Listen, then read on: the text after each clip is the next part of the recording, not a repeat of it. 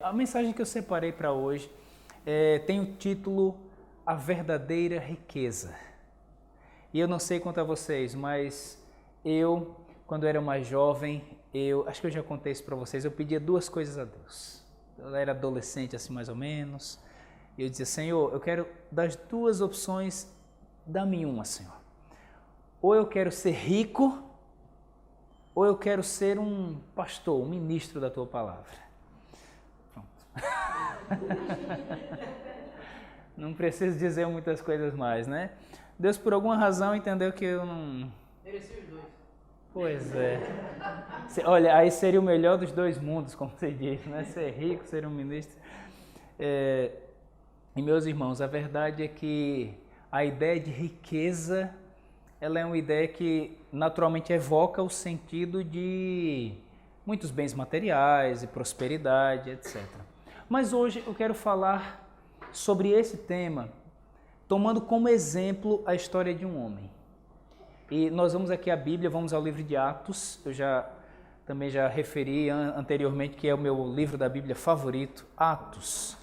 E eu quero agradecer. Atos, vamos ao capítulo 4, tá bem? Enquanto isso, quero aqui agradecer ao Eliezer, também que fez aqui uma ótima exposição na nossa escola sabatina. Depois tivemos aqui boas intervenções. Temos um grande desafio missionário hoje. Atos, depois de João, muito bem, alguns estão aí a procurar, todos encontraram? Quem encontrou diz amém. Amém. Amém. Quem não achou diz misericórdia. Atos 4, nós vamos ler aqui os versos 36 e 37. Estão aí comigo?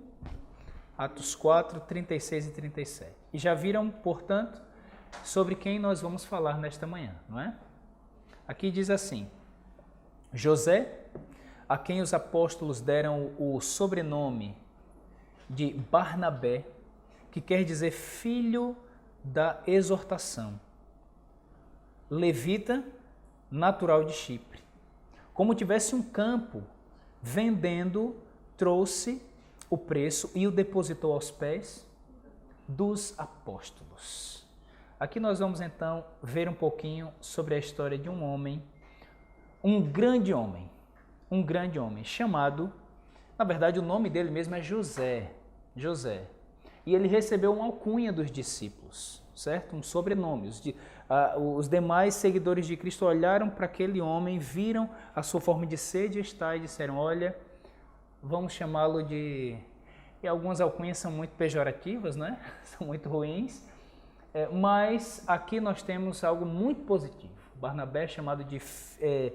ou melhor, ele recebe esse nome de Barnabé, que significa filho da exortação ou filho da consolação. Deve ter isso em algumas versões. Filho de conforto. Aqui a palavra tem sentido de conforto. Ou seja, Barnabé era um homem que tinha uma palavra que edificava quem estava por perto.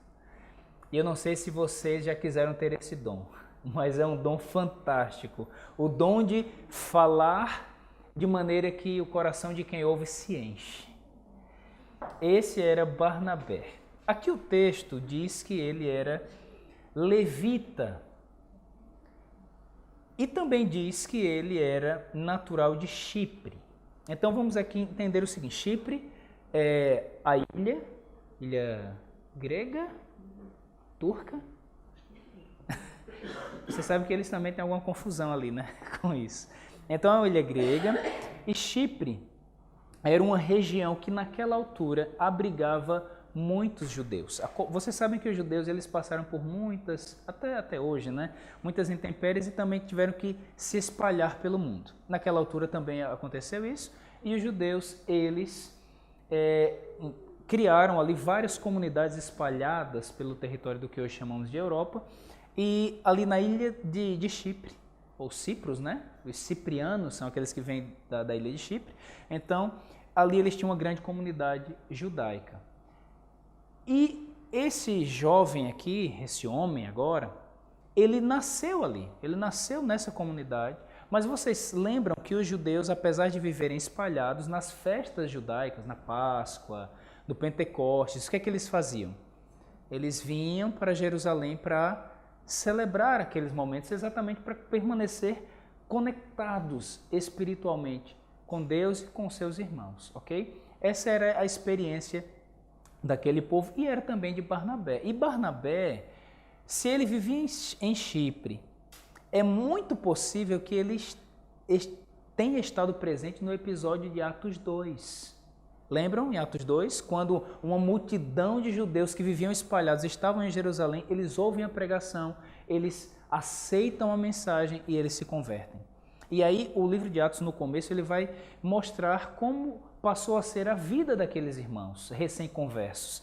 E uma das características que havia naquele povo, você se der uma vista de olhos aí nos versos anteriores do capítulo 4, vai ver que muitas pessoas vendiam suas propriedades e faziam o que com o dinheiro? Traziam o dinheiro e depositavam aos pés dos apóstolos. Fiquem tranquilos, André, fique tranquilo, você não vai ouvir um apelo hoje para fazer isso, tá bem? Porque eu sei que as pessoas têm algum receio, né? Vou à igreja, vão pedir para que eu venda minha casa, meu carro, traga o dinheiro e deposite aos pés do pastor. Não é isso. Ali ou aqui está refletido um princípio, que é o seguinte: quando as pessoas estão cheias do Espírito Santo, elas são mais generosas. Isso aqui é um princípio, isso aqui é um fato, ok? Uma pessoa cheia da presença de Deus, ela será mais generosa, porque ela vai pensar menos em si mesma e mais nos outros, nas necessidades que as pessoas ao redor vão ter. Ponto. E a gente está no Natal, não é? Está no período natalino, agora é um período onde a generosidade parece que fala mais alto e é uma boa altura para realmente nós sermos mais generosos, ajudarmos a quem precisa, trazemos uma oferta para a igreja. Vocês sabem que na nossa igreja nós só criamos aqui alguma ornamentação de Natal e etc, porque é o conselho que temos para ajudar as pessoas a lembrar que esse é um período para exercitar a sua generosidade. E eu costumo lembrar que vai chegando o final do ano, é uma boa altura para lembrar, olha, Deus fez tantas coisas por mim ao longo do ano, eu vou separar uma oferta de gratidão e vou entregar ao meu Deus. E eu entrego através da igreja mesmo. É apenas aqui um lembrete daquilo que muitos cristãos faziam e de um princípio que está realmente contido. Quando estamos cheios de Deus, somos mais generosos. E Barnabé, ele fez a mesma coisa. Barnabé, ele vem e diz assim que ele vendeu um campo. Mas pare para prestar atenção comigo num detalhe. Barnabé, o texto diz que ele era levita. Viram isso? E no Antigo Testamento havia uma ordem de que os levitas, eles não deviam possuir qualquer herança. Levita não tinha propriedades. E por que não tinha propriedades? Porque eles não tinham. Porque eles viviam exclusivamente para o serviço do santuário. Primeiro era uma tenda, vocês lembram, depois foi construído o templo e eles viviam para aquilo. Então, por isso, eles não tinham herança, não tinham propriedades, porque eles viviam exclusivamente daquele serviço. E aí fica realmente uma grande interrogação, porque ele, que era um levita, e não devia ter propriedades, tinha. Possivelmente, a explicação mais, talvez simples, é a seguinte: possivelmente, naquela altura, os levitas não estavam fazendo as coisas como devia ser, certo? Estavam ali meio... Só que Barnabé, ou José, vamos chamar de Barnabé, que é mais popular o nome, aquele homem, ao ser impactado pelo Evangelho, aconteceu uma grande mudança, assim, uma chave mudou na cabeça de Barnabé. Porque ao ser impactado pela mensagem de Cristo, ele entendeu que não podia mais viver contrariamente à vontade e aos planos de Deus. Se nos planos de Deus, ele como um levita devia viver para a obra, ele não podia viver longe disso. E Barnabé, reconhecendo essa realidade, o que é que ele faz? Ele vende a propriedade, e quando se fala um campo, devia ser mesmo um gênero assim de uma plantação, ele devia ter coisa plantada, devia ter produção, ele devia viver daquilo mesmo. Não, a Bíblia não vai dizer se isso era em Chipre ou se em Jerusalém, possivelmente em Chipre. Ele vende e ele traz todo o dinheiro, ele não traz uma parte, e ele traz tudo e entrega aos pés dos apóstolos. Eu não sei se algum de vocês teria coragem de fazer isso. Eu posso ser muito honesto com vocês. Hoje, eu, Joab, eu não teria coragem. Ainda bem que eu não tenho nada para vender. Por isso Deus deixou só ser rico. É mais fácil, tá vendo? Tá explicado, né? Acabei pronto. Tá resolvido o assunto. O que nós vamos encontrar aqui, portanto, meus queridos amigos, é a entrega de um homem. E aí eu vou abrir assim um parênteses, né? Para nós percebermos o seguinte. Na sequência do texto, nós vamos ter uma outra experiência. Uma outra experiência. Que tem o sentido oposto. Lembram quem é? Que aparece aí? Ananias. E eu sei que muitos de vocês já devem ter ouvido muita coisa sobre Ananias e Safira e já devem ter pensado muito na história e na experiência de Ananias e Safira. Mas eu queria lembrar para vocês o seguinte. Ananias e Safira, só para resumir, para quem não conhece talvez a história, eles, opostamente a Barnabé, ao invés de vender e entregar a oferta, eles dizem que vão fazê-lo e, na verdade, depois que vendem, eles... Veja, ninguém pediu, ninguém obrigou, ninguém disse nada. Foi uma decisão, aparentemente uma decisão deles e depois eles não honraram com aquele compromisso. E o texto é muito forte porque diz que eles acabam por morrer. Vem um mal súbito, eles simplesmente morrem e aquele é um juízo divino que é executado para ensinar uma grande lição para quem estava por perto. E aquilo realmente deixou a igreja assim atemorizada. Mas deixa eu falar uma coisa, nós nos concentramos muito em Ananias e Safira. Muito. E a história deles acaba aí. Ananias e Safira não tem mais nada para nos apresentar. Enquanto a história de Barnabé vai continuar. Só em Atos ele é mencionado 25 vezes. E nós conseguimos, na nossa mente, na nossa forma de enxergar o mundo e as coisas, nós conseguimos isolar Barnabé e dar toda a atenção para Ananias e Safira. E eu tenho uma explicação para isso. Eu acho que nós vivemos num mundo que é negativo e nos concentramos demasiadamente nas coisas que são exemplos ruins. Notícias ruins, histórias ruins, coisas ruins e, às vezes, normalmente nós não nos apercebemos disso. Não nos apercebemos e vamos nos alimentando de coisas negativas, notícias. E aqui permitam-me dar um conselho a vocês. Às vezes eu sei que nós ouvimos informações ruins a respeito da igreja mesmo. Olha, a igreja adventista em um lugar lá na China fez uma coisa, pronto, aí... E eu vejo, algumas vezes partilhamos isso nas redes sociais, partilhamos isso uns com os outros. Meus amigos, deixem-me dar um conselho aqui. Nesse exato momento, em algum lugar do mundo, a igreja está fazendo alguma coisa errada. Podem ter certeza disso, podem ter certeza. Eu estou a falar da igreja adventista do sétimo dia, não estou nem a falar de todas as religiões. A nossa igreja, nesse exato momento, em algum lugar do mundo, está a fazer alguma coisa errada. Com certeza, podem ter a certeza. Mas nesse exato momento, agora, neste exato instante, a igreja também está a fazer muitas coisas boas. O que é que você vai escolher olhar, colocar a sua atenção? Percebem? Para vocês não acharem que é um conselho meramente meu, permitam aqui partilhar convosco um texto curtinho. Isso está no livro Grande Conflito, página 385. Diz assim: Satanás é o acusador de nossos irmãos, e é o seu espírito que inspira os homens a espreitar os erros e defeitos do povo do Senhor, conservando-os sob observação, enquanto deixa ignoradas suas boas ações. O inimigo das almas é o maior interessado em manter essa postura em nós aqui. Ele está a contratar secretários. Quem quiser trabalhar para ele, vaga sempre vai haver. Portanto, meus irmãos, nós somos convidados por Deus a olhar para as coisas boas que acontecem. Está aqui, é um conselho. Certo? É um conselho. E às vezes peço uma ajuda para alguém, no sentido de, olha, eu sou uma pessoa muito negativa, porque normalmente as pessoas que começam com a tendência de ficarem muito negativas, até de reclamar, ou de só enxergar os defeitos e erros, elas não conseguem ver isso.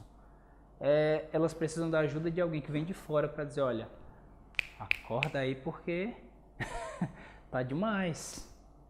Vamos adiante, vamos voltar para Barnabé, porque Ananias e Safira, a história deles acaba aqui. Vou voltar para Barnabé, porque a história de Barnabé não acaba. Ele faz então uma oferta. E a oferta de Barnabé, ela será melhor compreendida se nós continuarmos olhando a vida desse homem. E aí vamos passear aqui em mais 2 ou 3 passagens.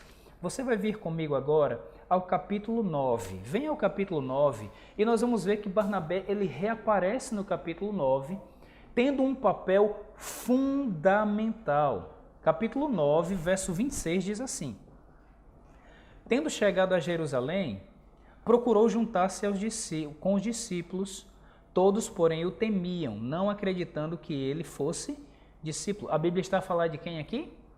De Paulo ou Saulo. Vocês sabem que Saulo, Paulo é o mesmo nome, tá bem? Saulo é a versão hebraica, judaica, Paulo é a versão grega do nome. Então essa ideia que Paulo mudou de nome não é exatamente assim. Ele tinha o mesmo nome, só que passou a ser chamado agora pela versão grega, não é? Então Paulo ele chega entre os discípulos e é recebido com uma certa suspeita. Veja o verso 27, que aqui diz aí. Estão aí comigo, não é? Mas Barnabé, tomando-o consigo, levou aos apóstolos e contou-lhes como ele vira o Senhor no caminho, e que este lhe falara, e como em Damasco pregara ousadamente, em nome de Jesus. Estava com eles em Jerusalém, entrando e saindo, pregando ousadamente em nome do Senhor. Falar, vejam que Barnabé ele toma Saulo, não, aí vai ser uma Saula, né? Toma Saulo pela mão e diz assim, ó, esse daqui é meu. Eu conheço esse homem. Este homem aqui. Forte. Bonito. A mãe já ficou empolgada, né? Quem dera Paulo fosse bonito como Estéfano. A história da igreja diz que Paulo tinha uma aparência meio... Beleza não era o seu forte, era mais conteúdo mesmo. O Estéfano tem as duas coisas, né, Estéfano? Meus amigos, Paulo, ele naquele ambiente onde... E eu entendo os irmãos, né, da igreja primitiva. Paulo perseguia, matava, prendia, e agora ele aparece e diz, olha, eu sou um cristão também e eu quero estar junto com vocês. Mas espera lá. Então Barnabé, ele foi aqui o fiador.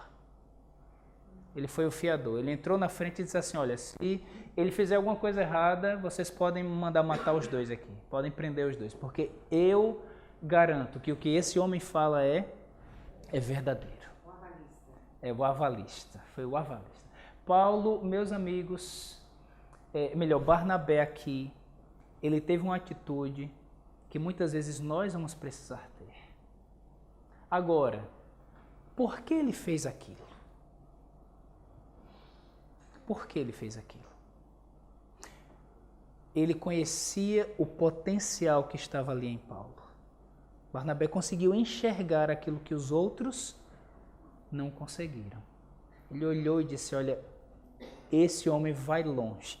E foi mesmo, né? Paulo foi até os confins da terra. Barnabé foi alguém que se disponibilizou a ajudar alguém que seria essencial na história da igreja. E gravem isso, não haveria Paulo se não houvesse Barnabé.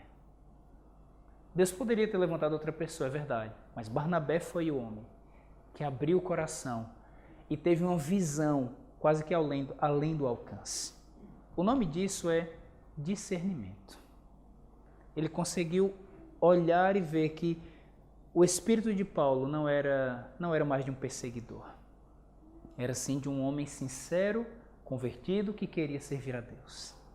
Barnabé, que diferença tremenda ele fez na vida do apóstolo Paulo.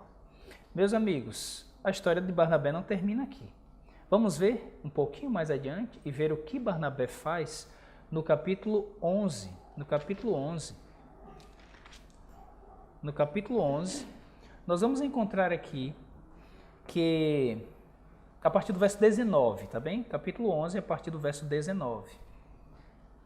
Então os que foram dispersos por causa da tribulação que sobreveio a Estevão se espalharam até a Fenícia, Chipre e Antioquia, não anunciando a ninguém a palavra, senão somente aos judeus. Então, os judeus convertidos ao cristianismo, que saíram espalhados pela perseguição, eles vão para essas regiões aqui referidas, Fenícia, Chipre, Antioquia, e continuam pregando apenas para outros judeus que viviam também nessas regiões.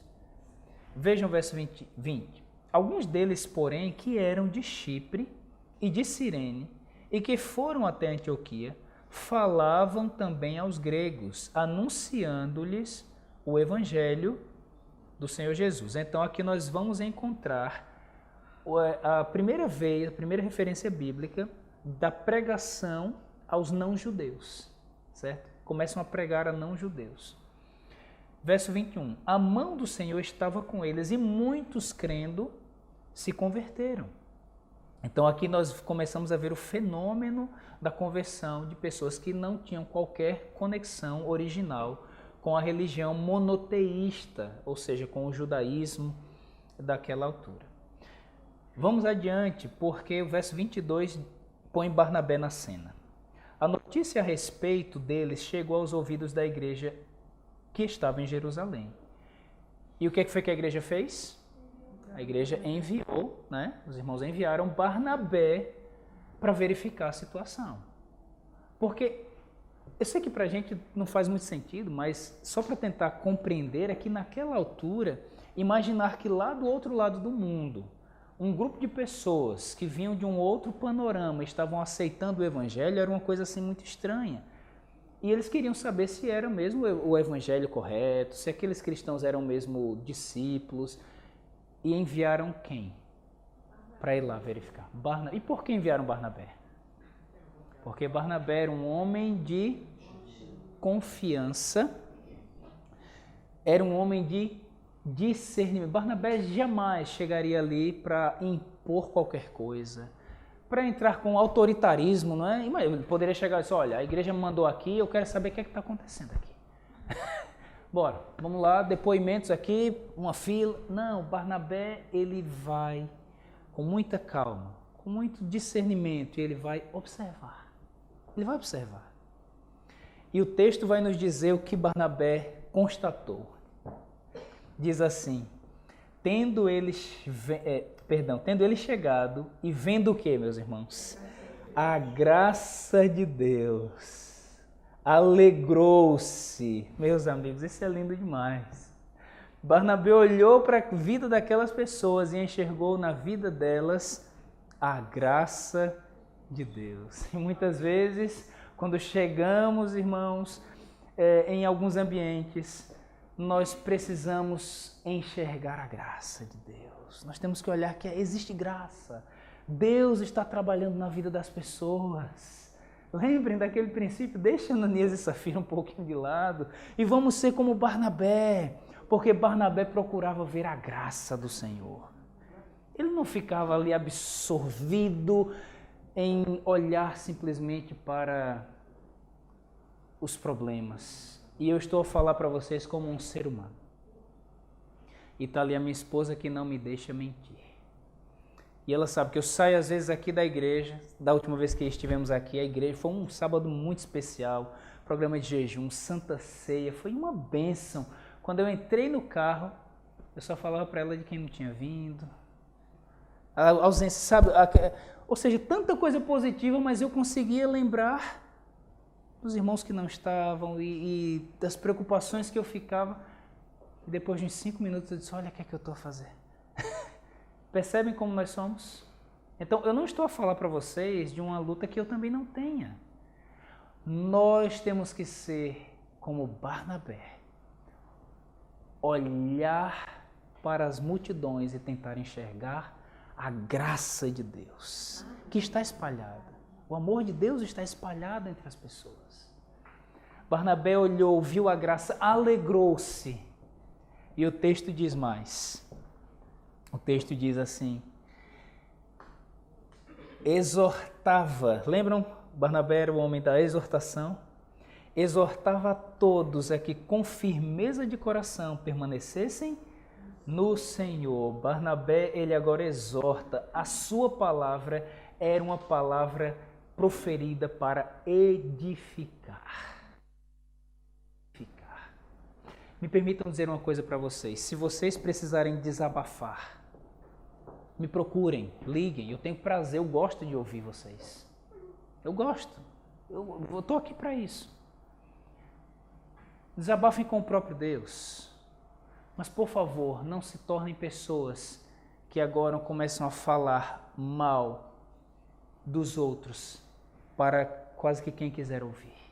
Isso é pecado, isso é maledicência, isso é fofoca, isso é maldade, isso é crueldade. Isso não se faz. Não se faz. Barnabé era um homem que só abria a boca quando era para edificar. Que exemplo! Uma vez eu ouvi uma frase que dizia assim: só fale de alguém se puder falar bem. Se não pode falar bem, não fale. Agora, repito, agora, eu não estou a dizer isso para vocês agora ficarem entupidos, porque querem, pastor, eu estou sufocado. Então procurem um pastor, ou procurem alguém mesmo de confiança, mas não se tornem maldizentes, porque isso é pecado. Pecado, Deus condena. E Ele vai cobrar isso de nós. Meus amigos, Barnabé aqui diz que ele exortava e a igreja ouvia as palavras de Barnabé e se enchia ainda mais. Se aqueles irmãos já estavam cheios da graça, aquilo só aumentava. Que coisa tremenda. Agora vejam comigo o resultado do ministério de Barnabé. Aqui diz assim: porque era homem bom.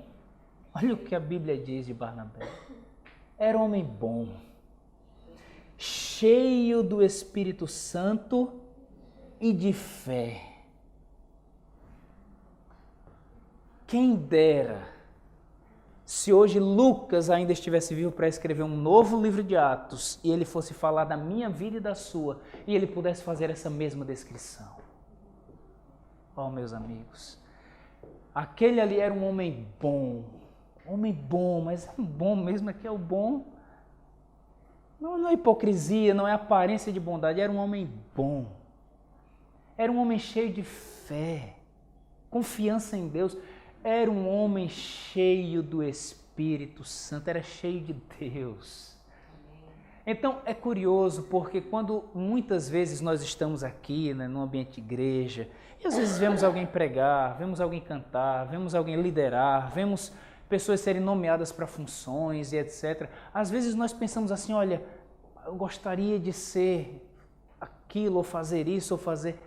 A Bíblia, quando vai falar de Barnabé, ela vai, na primeira descrição, ela diz as origens, né? Era levita, era de Chipre, era isso. Agora a Bíblia, ao falar de Barnabé, ela não diz que Barnabé fazia isso ou aquilo meramente.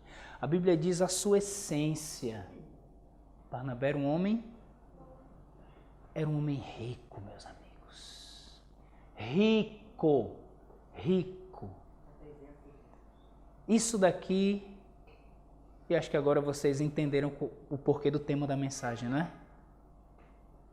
A verdadeira riqueza. Um homem que entregou tudo. Barnabé entregou tudo. Ele vendeu tudo que tinha, entregou e disse assim, ó, pronto, não tem mais nada. Mas embora aparentemente, aos olhos do mundo, talvez fosse um homem que não tinha nada, para Deus Barnabé tinha tudo. Era um homem riquíssimo. Barnabé era uma fonte, meus amigos. Ele era uma fonte que não parava de jorrar água, água viva.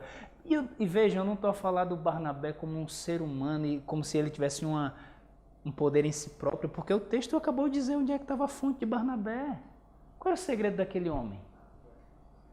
cheio de Deus. Era um homem cheio de Deus, e alguém cheio de Deus é alguém rico e tem sempre muito para oferecer. Amém. E é impressionante que quanto mais oferece, mais rico fica. Isso é lindo demais, olha a história desse homem. Meus amigos, agora vejam a atitude de Barnabé. Ele está lá em Antioquia, ele vê aqueles irmãos, ele exorta. Aqui o texto já nos disse que muita gente se uniu, mas vejam o que Barnabé faz no verso 25. E partiu Barnabé para Tarso à procura de Saulo. O que foi que ele fez? Ele parou tudo, assim, para tudo, e eu vou sair daqui e vou até Tarso. Vocês sabem qual era a distância entre Antioquia e Tarso? Alguém pode chutar? Alguém já ouviu falar? Aproximadamente, pelo trajeto que eles tinham que seguir, aproximadamente era entre 600 a 700 quilômetros. Isso dá o quê? É Portugal inteiro, né? Portugal inteiro, praticamente, de ponta a ponta. Sabe como foi que Barnabé fez essa viagem? Provavelmente a pé. Quantos dias você acha que uma pessoa leva para andar 700 quilômetros a pé? 2 dias. Se for um atleta como o Léo, né? Quem sabe? Meus amigos, Barnabé fez uma longa viagem para buscar Paulo. Calcula-se que isso daqui aconteceu cerca de 10 anos depois da conversão de Paulo. Paulo foi convertido, a Bíblia vai dizer que ele ficou 3 anos, depois ele vai 3 anos e fica na região da Arábia. Depois Paulo volta, tem aquele momento em Jerusalém com os discípulos, ainda assim é rejeitado, e aí vai embora para Tarso e fica lá cerca de 7 anos naquela região, já evangelizando, já fazendo coisas. Mas aqui Barnabé diz assim, agora chegou o momento de buscar o homem certo. Agora é a hora. E ele foi lá e foi buscar Barnabé. Irmãos, aqui nos faz lembrar também que na vida há tempo para tudo, realmente. Deus sabe o tempo. E quando lemos a história de Paulo, temos a impressão de que ele teve aquele encontro com Jesus e já foi tudo muito imediato e ele já começou a fazer o... Não, levou realmente um tempo, porque Deus sabia que precisava haver essa preparação, não é? Eu vi essa semana a história de Paulo, disse que foi um período de 13 anos, até ele ser aceito no ministério. Veja que interessante. Então, Paulo aqui, nessa contagem que é feita, assim, com análise em vários textos bíblicos, né, com base em vários textos, Paulo vem 10 anos depois e é trazido. Então, imagine comigo, 700 quilômetros ida, 700 quilômetros volta, ao mesmo tempo foi um bom tempo para conversar. Aqui nós vemos o amor e a dedicação de Barnabé para não somente firmar a fé de Paulo, mas para que Paulo fosse o instrumento que foi nas mãos do Senhor. E é curioso porque o enredo bíblico vai nos mostrar que depois Paulo passa a ocupar um papel de preponderância. Paulo tinha todo o perfil para ser realmente um líder, um expoente, o líder mais destacado. Vocês acham que Barnabé se preocupou com isso? Em saber que depois ele ia ficar na sombra de Paulo? Nem um pouco, irmãos. Porque para Barnabé havia algo que era muito mais importante do que estar em primeiro ou em segundo ou em terceiro lugar.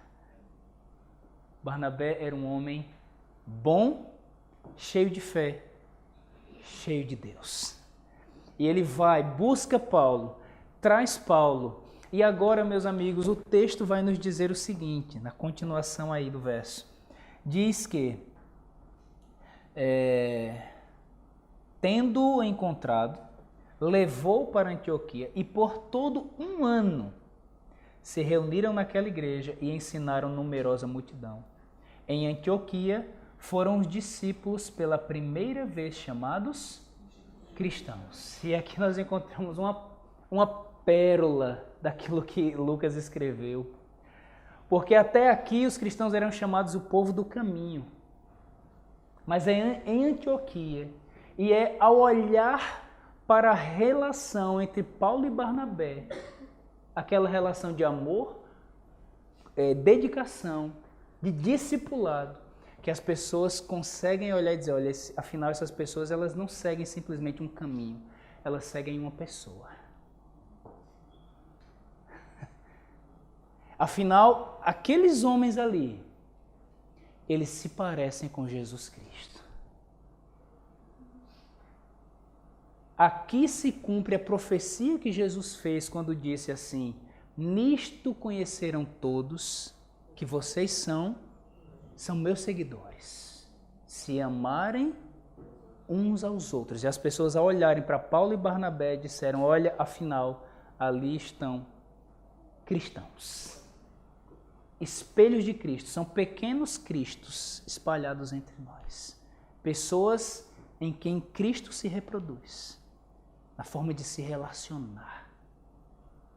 A forma de viver deles foi tão contagiante que ali em Antioquia aquilo causou um impacto tão grande que as pessoas passaram a reproduzir aquele mesmo tipo de relacionamento. Amor, compreensão, dedicação ao outro, discipulado, porque é um cuidando do outro. E aqui, meus amigos, nós vemos que Barnabé, quando ele para o que estava fazendo e viaja 700 quilômetros, e alguém calcula que ele deve ter levado cerca de 3 meses para ir, 3 meses para voltar, somente para discipular Paulo, para confirmar o que Paulo seria para a igreja. Barnabé lhe mostra que as tarefas, as coisas, os eventos, as funções, elas estão em segundo plano.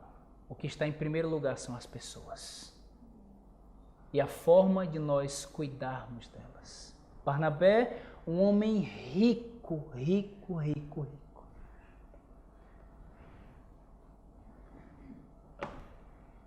O que é que nós encontramos mais sobre a vida de Barnabé? Não vai dar tempo de ler mais textos, mas eu quero apenas lembrar que ainda tem mais um momento em que ele e Paulo, eles se desentendem e se separam. E por que separam? Porque Barnabé queria levar João Marcos e Paulo diz, não vamos levar. E eles separam.